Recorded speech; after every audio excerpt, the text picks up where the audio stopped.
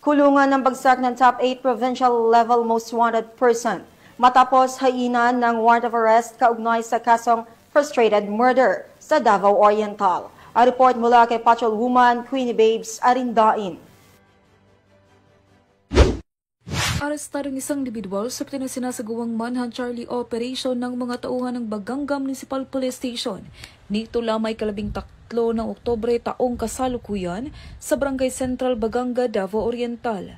Kilinala ni Police Major Randy T. Galicia, Acting Chief of Police ng Baganga Municipal Police Station, ang suspect na si Alias Rod, 26 taong gulang, na pawang residente ng nasabing lugar at tinaguri ang top 8 provincial level most wanted person.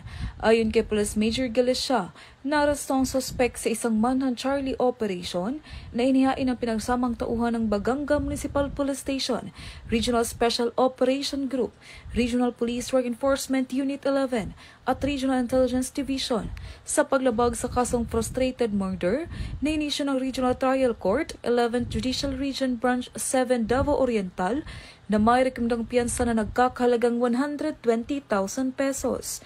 Sa katunayan, ang suspect ay nasa kustodiya na ng nasabing istasyon upang dumaan sa tamang disposisyon.